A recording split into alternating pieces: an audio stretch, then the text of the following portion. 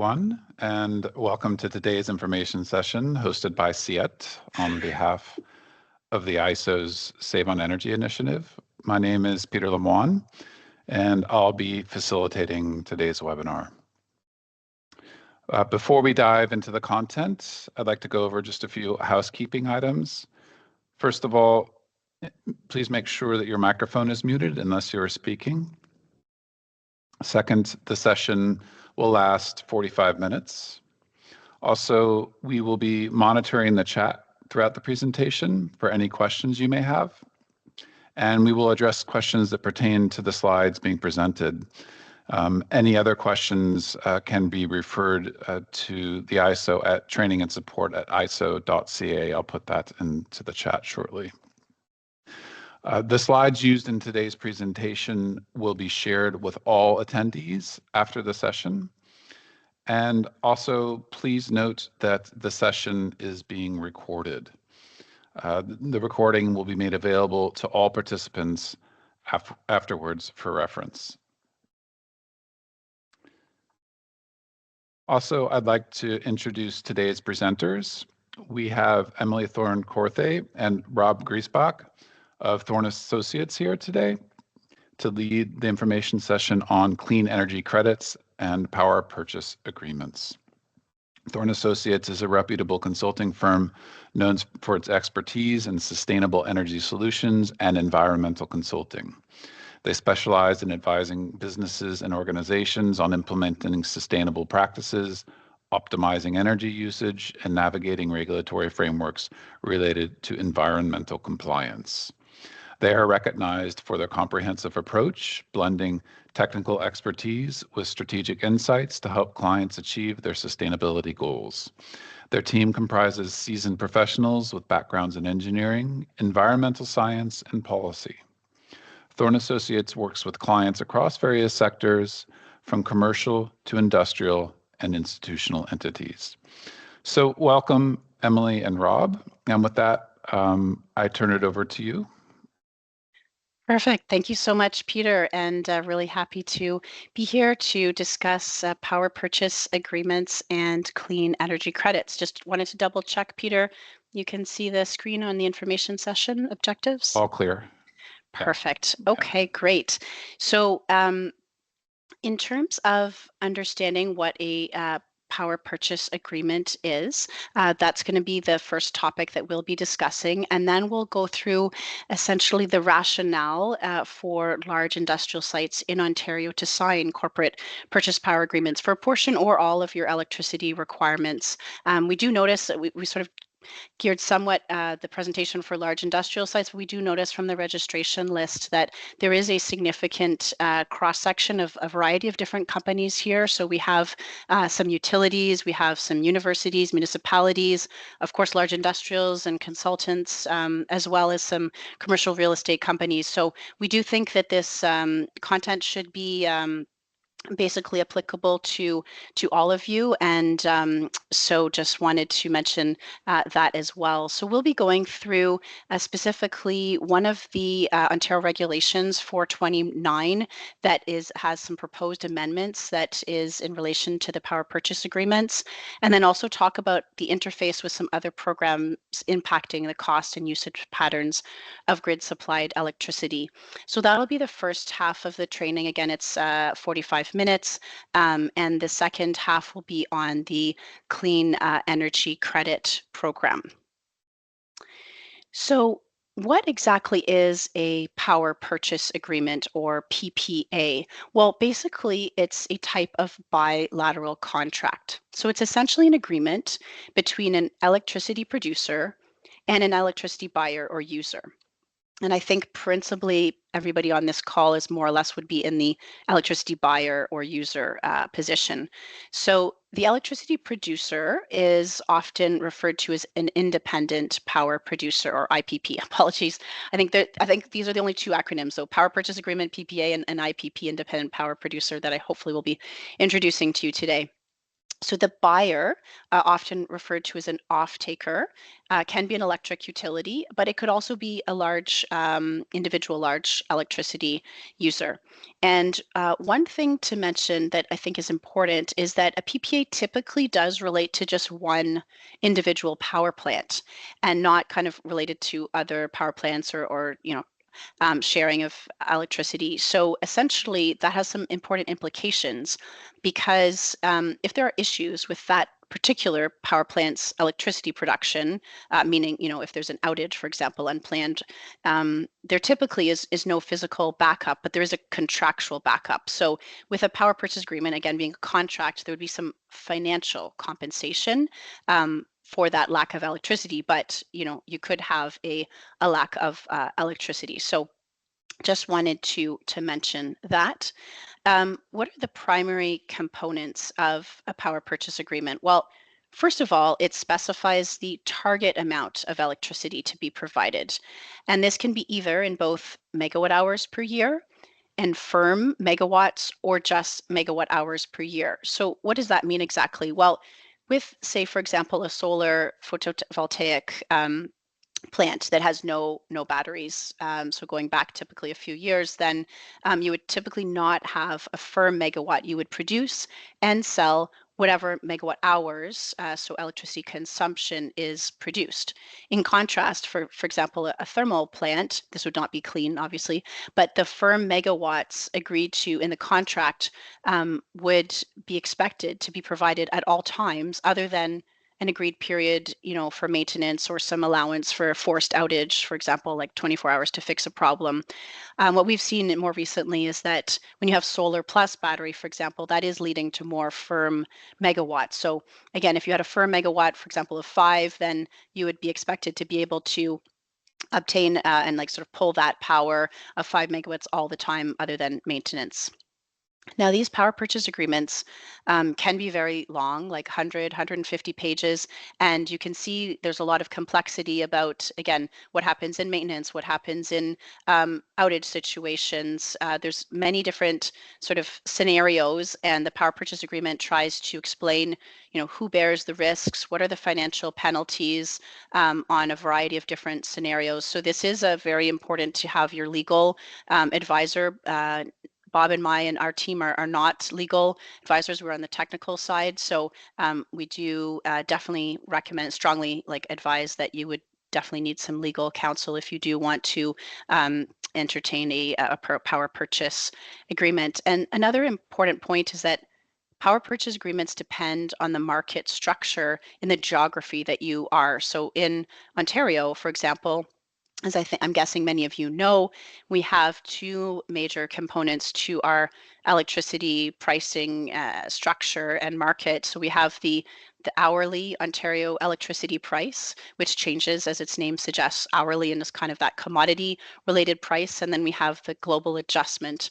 And the global adjustment is related to the top 5 peaks in the Ontario system overall. So the 5 top hours, typically between May and September. And you pay your percentage of that power that you're consuming during those 5 hours out of the whole year, and that percentage is the percent of the many billions of dollars of global adjustment that you would pay. And PPAs affect typically HOEP, the hourly Ontario price, and not your global adjustment. I'll just pause there before the next slide is on the energy objectives of large industry, and then we'll kind of show how those energy objectives could potentially be accommodated through a power purchase agreement. But Peter, are there any questions currently? No, Emily, it doesn't look like there are any questions yet. Okay, so just to the audience, again, feel free to ask any questions in the chat at any time. And Peter, I'll ask you to monitor if there's hands raised or those kind of things, and you can let me know, and we'll be happy to answer them at any point in the training. You don't have to wait till the end. Okay, so Before we can discuss how a company can take advantage of a power purchase agreement, let's review typical energy objectives of large industry. So you want to operate safely. And this would again also actually apply to utilities, to ensure the well-being of staff, contractors, and public. And with anyone, I think safety is really important. Any organization, compliance with all government requirements, high availability of your power and reliability, and of course, as low energy costs as possible. Typically, you want to be improving your energy efficiency, which will lead to improved productivity. And again, typically reducing your greenhouse gas emissions. Many, if not most, companies in Ontario now do have corporate greenhouse gas reduction targets. So let's look now at how a power purchase agreement might support those energy objectives. So a PPA can tick several of those boxes to help you achieve many of those objectives. So interestingly, PPAs have actually been an option for over 20 years since the market in Ontario opened in 2002, but they were not previously extensively used. And just sort of context, when I say the market opening, what that means is that prior to 2002, Ontario Hydro was a vertically integrated utility, did most of the generation, all of the transmission, et cetera. And then the market opened, which meant that it made it easier for other generators and transmitters to participate. So basically, again, this has been an option for a long time, but we'll talk about some proposed amendments to the next slide to make it easier to have purchase agreements, because essentially the regulations that have been in place in Ontario have not favored basically entering into these power purchase agreements. And specifically, for most grid-connected Class A electricity consumers, and a Class A consumer is about 500 to 5,000 kilowatt load, and excuse me, essentially, for those Class A customers, there are these tariff components, which I talked about earlier, the HOEP, or Hourly Ontario Energy Price, and the Global Adjustment. And this structure has discouraged the use of corporate PPAs over the last 20 years. And this is because HOEP has generally been relatively low. And clean PPAs, other than those that are behind the meter, do not impact the Global Adjustment charges. So, for a corporate PPA to be attractive, there does need to be a financial advantage to reduce the risk of the contractual commitment versus just taking supply from the ISO administrated market. So again, with that sort of HOEP relatively low, the energy component of the PPA might not be attractive relative to an average HOEP. So unless the PPA is behind the meter generation, and that does have its own risks, a PPA does not help in reducing the peak demand factor, which is related to your global adjustment, because the peak demand factor for your global adjustment is based on metered load at the facility, and it's not about the financial contract for the supply. So I'm just going to say that again, because that's quite important and kind of the key related to the key amendment that we'll be discussing on the next slide. So again, a PPA currently does not help in reducing your peak demand factor, which is directly related to how much global adjustment you pay. And the peak demand factor is based on metered load at the facility, not the financial contract for the supply. So now let's go into this proposed amendment. So it's in November 2023, so about a year ago, the Ontario government essentially wants to help promote, I guess, well, I don't know actually the rationale, but anyways, this does help to promote the power purchase agreements.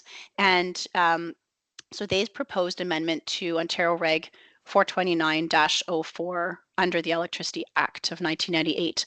Now, overall, the Ontario Regulation 429 is the regulation that allocates global adjustment costs to electricity consumers and establishes the framework for the Industrial Conservation Initiative, which is that initiative that allows you to pay the global adjustment based on those 5 peaks, as opposed to Class B customers who have a different mechanism for paying global adjustment that is doesn't allow them to have as much flexibility.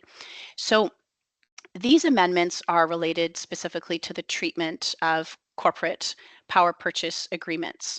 So the key aspect of this amendment is that it's going to allow corporate power purchase agreements with acceptable clean electricity producers to allow a consumer to offset demand in those top 5 peak hours by the contracted amount supplied in those hours without needing to have behind the meter generation. So remember, I kind of repeated that phrase before, that it was related to the metered amount and not contracted. So the amendments are related to the contracted amount. So essentially, the global adjustment, if the new amendments are passed, will be based, how much you pay will be based on the amount if you enter into a clean energy purchase agreement. So, so the global adjustment will be based on the amount your clean energy supplier generates at the time of coincident peaks for you, not based on the power that's delivered. So the power purchase, the PPA buyer will only get credit for the percent of the supplier's production that is operating during each coincident peak. So this, amendment is for settlement purposes. It's not related to the physical delivery of supply as measured by the meter at the site. So that is important. And since it's dealing with renewables, then it's not guaranteed that the renewable energy supplier will be operating at the contracted maximum demand at the time of one or more of the coincident peaks. So the buyer must take the same percentage of the supplier's production during each hour of the base period. So just be careful, because this again is settlements. You need to review your settlement costs if you get into this, which is quite important. And from a timing perspective, the period for industry comment on this proposed amendment did close in December of last year, and in May of this year, the government issued some further revisions based on the initial stakeholder comments, issued revisions that we could provide further comments. That comment period ended in June, and the new and final amendments will be issued on May 1st, 2025. Interesting to note, many of you may know that May 1st, 2025 in Ontario, electricity is a very big day. May 1st, 2025 is the day that the market renewal is scheduled to open. And I'm going to talk a bit more about market renewal in a few minutes, but I'm just going to pause there. Peter, do we have any other questions at this time? Yes, we do have a question from Vidal. And they're asking, so a large-scale solar generating facility, for example, in a landfill, could enter into a bilateral agreement with a large-scale industrial, and subject to the new amendments, could benefit a Class A customer in contributing to its peak demand offset. Is this the case? Yes, that is my understanding. Bob Griesbach, do you have any additional comments that you'd like to add to that? I'm happy to repeat the question too. It's okay, Peter. I heard it. Yeah, I think that's correct. As raised the question, you will see on the next slide, they propose that it'll be a Class A market participant, so not just a Class A customer. And that's an important point that Emily will talk about on the next slide. But in essence, the question is correct. That's how it would work. Thanks very much, Bob. Okay, so thank you. Thanks, Peter. Speaking of the next slide, so yeah, I'll just move on to these additional sort of considerations for the proposed amendment. So it would result expected to result in the development of additional clean electricity facilities in the province, to the extent that customers participate. For example, I was at the Energy and Mines Congress these past few days, and Bruce Power were there to present on clean energy credits and also clean electricity, and they're actually planning to produce another 10% or so over the next few years, so with their existing nuclear assets. So anyways, the idea is to definitely increase clean electricity. I know the ISO's already done and are planning to do more clean electricity procurements. So however, there are several aspects of the second version of these proposed amendments that were released in May 2024 that may limit industry interest. So this is one of the ones that Bob was mentioning. So first of all, the amendments do exclude battery energy storage systems. And so I know that was of interest to many customers. And I think the government's position on that, from what I can gather, is they're not against it. It's just they want to try and get this out, get this going, and then maybe in a sort of second go around, they could potentially look at that. But they did not want to like delay things because of adding complexity to battery. That was kind of my understanding between the lines. The second is, as Bob stated, that there is a requirement not only to be Class A, but a Class A market participant. And this does exclude LDC's, local distribution company customers, because they are not market participants. And then thirdly, there is a requirement to give a copy of the PPA to the ISO. So some companies, for confidentiality reasons and competitiveness of it, it'll obviously show the price of electricity, which can be commercially sensitive information. And so the that might limit the interest of some companies. And then finally, it remains to be seen how the final amendments will be worded, which will determine the attractiveness of the program. And one thing to note just about that energy storage is, because energy storage is excluded, the buyer may still find that supply at the time of one or more coincident peaks is less than the contracted capacity. So, which I think I mentioned a couple slides ago, but so in negotiating the PPA, the buyer would want to think about, timing and weather of recent 5 coincident peaks and the potential impact on the supplier's generation, because that'll have a direct impact on, potentially how much global adjustment that the buyer would have to pay.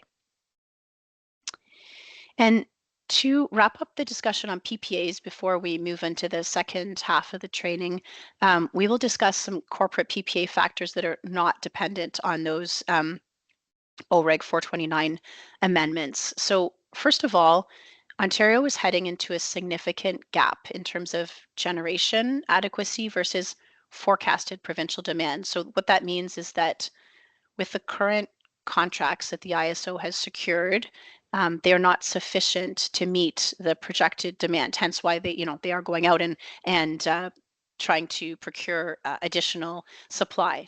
But there is quite a significant gap that is widening over time. So again, despite these large-scale ISO procurement plans, some consumers may wish to reduce uncertainty by means of a PPA with an IPP. The next point is about uncertainty on the implementation of locational marginal pricing and the application of global adjustment. And that is related to the market renewal that I spoke about earlier. Now, I am not an expert on market renewal, so I'll give you a high-level overview, but there are companies, consulting firms who specialize 100% only in electricity market, like trading and electricity pricing, et cetera. And they've spent, the last 5 to 10 years, 100% on just market renewal. It's basically an entire revamping of the electricity wholesale market in Ontario. It's a major, once in a generation change. So if you have not heard of market renewal, you probably should kind of get up to speed, at least on the basics of it. And one of the major parts of the market renewal is this locational marginal pricing. So what that means is that if there's going to be 3 new sort of classes of customers: dispatchable customers, and non-dispatchable, that was previously, but then the third new one is price responsive loads. And I think there's a deadline. Just had a meeting on Monday about with Hydro One and the ISO, and I think it's early December. So if you want to be a price responsive load, just you should definitely look into that ASAP.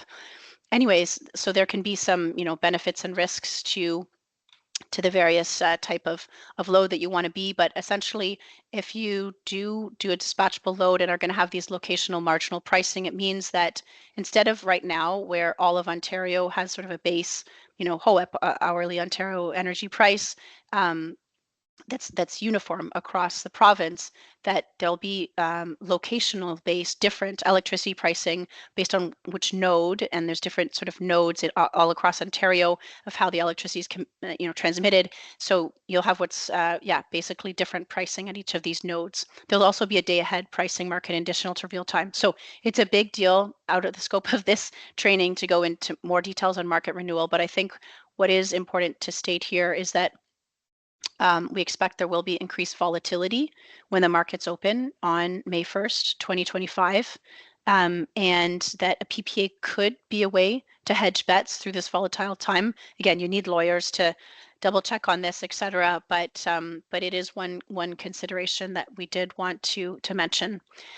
The next bullet point talks about the emissions performance program.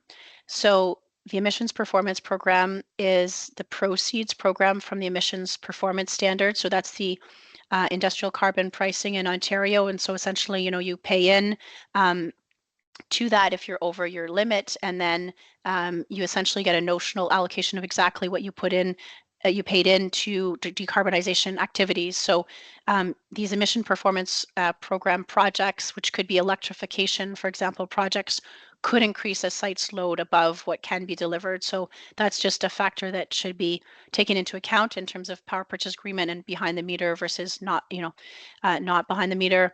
And then lastly, for sites that are not grid connected, declines in the cost of renewable generation and battery energy storage systems could increase the incentive for local power purchase agreements. So I'll pause there before we, that's the end of the power purchase agreement, and before we get into the clean energy credits. Any questions on the power purchase agreements, Peter? Just one more from Vidal. Any ideas as to the rationale for excluding distributor connected customers? I do not. Yeah, that's a sort of, good question. Government sort of decision again on that sort of Class A market participant rule. And there is a user guide, by the way. Anyways, we'll get into that. That's more CC's. But Bob, do you have any additional comments on that? Any idea? Nothing really concrete. I really don't know if it was just an error in the way it was worded that slipped in, or if there's an intention for some reason to exclude the LDC connected customers. And I would hope that when the final version comes out, they will have changed that around so as to not discriminate against the LDC customers. But, as I say, I don't know if there's some nuance behind it as to why it's important to have it worded that way, but I think time will tell is all I can really say. That's all for questions now. Thank you, guys. Thank you, Peter. And I mean, I guess for Vidal, I would just say that, although the official stakeholder comment period has ended, they haven't released the final version yet. So there are, behind the scenes advocacy that might go on. So if that was really important to you, then perhaps you could try and get a one-on-one, meeting with the minister and, plead your case and see if that could be included. Okay, great. So in the second half, we'll dive into the Ontario's new Clean Energy Credits program. And following a policy directive from the Ministry of Energy in Ontario, the ISO established a I guess that's a third acronym, Clean Energy Credits. I'll try and keep it to 3. Clean Energy Credits Registry for Ontario. So what is this? So first of all, the Clean Energy Registry is basically to help Ontario electricity consumers to achieve Scope 2 reduction targets.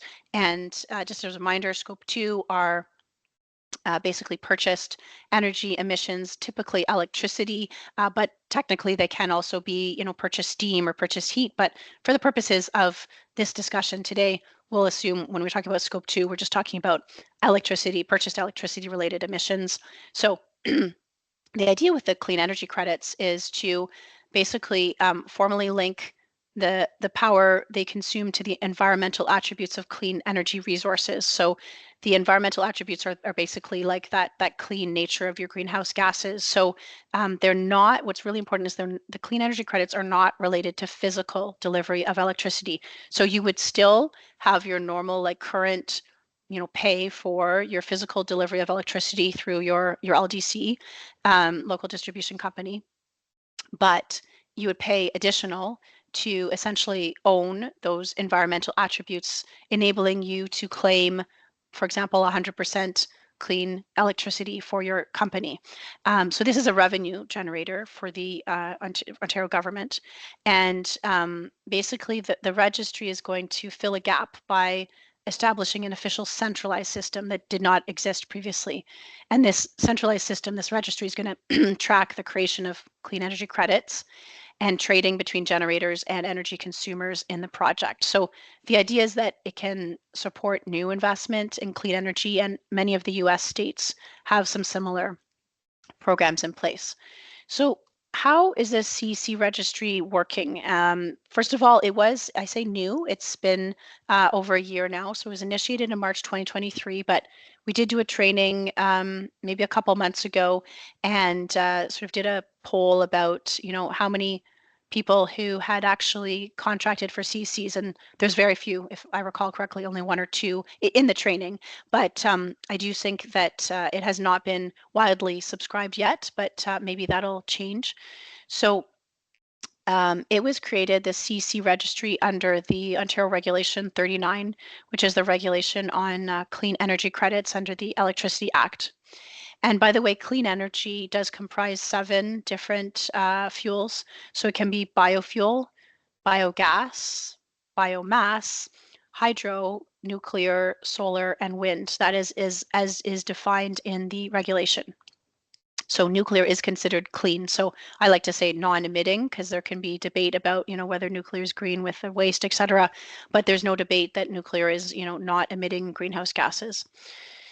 So the electronic clean energy credits are tracked and managed by the Midwest Renewable Energy Tracking System, and this system manages similar CEC registries across the U.S. So we, assume that they have the experience to avoid, double counting of the CECs in the case of sort of just tracking who has them, et cetera, and a formal monitoring system. And the ISO does have a user guide that establishes, eligible participants, the registration process, and financial parameters for the program. This is voluntary, of course, but it could be, more important in demonstrating compliance with greenhouse gas targets. So just in our opinion, we think in principle, this is a great idea to have clean energy credits. However, there is one sort of major flaw that we believe does need to be addressed, which is double counting related to companies who are relying on the ISO's published electricity grid emission factor that are not purchasing CECs. So this is different. We talked about avoiding double counting just in terms of the credits themselves, which we think is taken care of in terms of having, this centralized Midwest renewable energy tracking system. We do think that. But the double counting issue that we are raising is more related to companies, again, who are not purchasing the CECs. So anyone who is relying on the ISO's published electricity grid emission factor. So if you don't know what that is, an electricity grid emission factor is essentially the amount of tons of carbon dioxide equivalent, so the tons of greenhouse gases per megawatt hour produced. That's an electricity grid emission factor. And so, if you're trying to hit a target, you want to have that as low as possible, down to 0, ideally. So just to get into the issues of this double counting, we'll explain a bit more about it. So in 2023, 87% of the electricity generated in Ontario was from non-emitting sources, so quote, clean. And the remaining 13% was from natural gas, so less, not so clean. And now, unlike kind of many provinces, unfortunately, natural gas generation is expected to increase in the short to even, I would say, medium term. So we're kind of going the opposite direction of many. So if you did not know that, that's actually really important for you to know. And I would urge you to look at the ISO's forecasted, again, electricity grid emission factors, because if you're an organization who has reduction targets and are counting on, electricity being not too high emitting, then you need to be aware of this. And sorry, I can't see you, Peter, but I did hear. Is there a question, or can I continue? There is actually a question if you want to take it now. So yeah, if it's not urgent, I'd actually prefer. I just sort of heard that so I'll continue if it's not urgent, and then we'll take it at the slide. Yeah. It could also be addressed at the end. Okay, perfect. So yeah, just because this is a key concept of this residual grid emission factor. So essentially, these CCs that are held by the ISO and Ontario Power Generation, as they are sold to third parties, then consumers of grid power will be getting, power that has a lower proportion of clean energy, right? So, because imagine this, if you have, and so these people who are just using grid power, which is a large proportion, are going to have a higher emissions content because if before, say, for example, we have 87% of the energy is clean, but now we're selling a whole bunch of that to customers with CECs, and they now are counting 100%. Remember that the physical amount of energy is not changing. Then what's happening is the rest of the grid is getting dirtier, and this is not a theoretical situation. This is real. So Europe has a much more advanced system than we have, and they've been doing this for many years, and they have a robust system whereby they produce what's called a residual grid emission factor. And this is what we are advocating needs to happen and is not currently being published or well, this might be calculated, but it's not being published. So in Europe, every country has this residual grid emission factor. And what that means is that as clean power purchase agreements are contracted, they need to be by law reported into central authorities in each different country in Europe, and then aggregated at the European level. And then each sort of national body calculates, okay, well, how does that impact the grid, and essentially making it dirtier. And we've actually seen, in Germany, for example, I believe also in the UK and some other places in Europe, how the residual grid emission factor has gone up. So more tons of carbon dioxide equivalent per megawatt hour produced as more and more power purchase agreements have occurred. So, we are urging sort of a calculation and publishing of a residual grid emission factor, because that is what every consumer in the province of Ontario should be using when you are not contracting through a power purchase agreement. So, this raises the difference between receiving power from a grid that has a high percent of non-emitting production and how the environmental attributes of that non-emitting generation are handled. So if the environmental attributes are held by the supplier of the power, can customers deem this low scope 2 emissions for purposes of your corporate GHG reduction targets? Or do the companies have to purchase the CECs as well as the physical electricity? Well, the answer is that customers cannot generally claim renewable electricity on the grid. You need to have specific ownership of the environmental attributes in the contract. So if the contract is silent, in our opinion, the law will likely side with the power producer owning the environmental attributes. However, that is a legal question and needs to have legal guidance. So on a case-by-case basis. But aside from this aspect, if the grid supplier sells CCs and thus physical generation is not 100% supported by the CECs, the grid emission factor again does go up. So again, that need for the residual grid emission factor based on CECs held rather than the type of physical generation. So yeah, I will take that question now, Peter. Yes, this is a question from David. What will the balance in grid emissions be compared with CECs? If a lot of organizations purchase CECs from the ISO, then the grid is left with natural gas and nuclear, thus increasing the grid emissions number and raising scope 2 emissions for every other organization. So to me, that doesn't sound like a question. It sounds like more of a statement of what is happening, which seems to be correct. Was there a question in there? I didn't quite get the actual question. Yeah, it was the first part. What will the balance in grid emissions be compared with clean energy credits? I think the question came before we talked on this slide about essentially what he's concerned about. Yeah, it sounds like, yeah, he's concerned and understands the point that we're bringing up in terms of the residual grid emission factor. So, I would say at this point, it's kind of impossible to know what that balance would be or how this is going, because we don't know how many clean energy credits are being purchased, other than, again, my sort of anecdotal note that it has been quite low from my understanding uptake up until now. But if the uptake does increase substantially, then that could be, a pretty significant change and could put in jeopardy some of the scope 2 reduction targets for customers. So again, I think it's really important to have that visibility to publish this residual grid emission factor. And if the ISO has some visibility on at least the historical, like how many CCs were purchased in 2023 and 2024, and if they have any projections going forward. I think that would be really helpful for the public to help understand. That's all the questions. Perfect. Okay, so to conclude, this is our last slide. We're just going to talk a bit about the Future Clean Electricity Fund and how it relates to clean energy credits. So the Ontario government has also created what's called the Future Clean Electricity Fund. And this fund will hold the proceeds from the sale of the CCs held by the Independent Electricity System Operator and Ontario Power Generation. And in case of the ISO, these clean energy credits resulted from provision in some, if not all, of its past clean energy procurements, where the ISO was buying both the physical electricity generated as well as the environmental attributes. And the ISO has contracted with a broker called Carbone Inc. To support the early sales of ISO-owned CCs. So that's who you would kind of engage in to actually purchase these.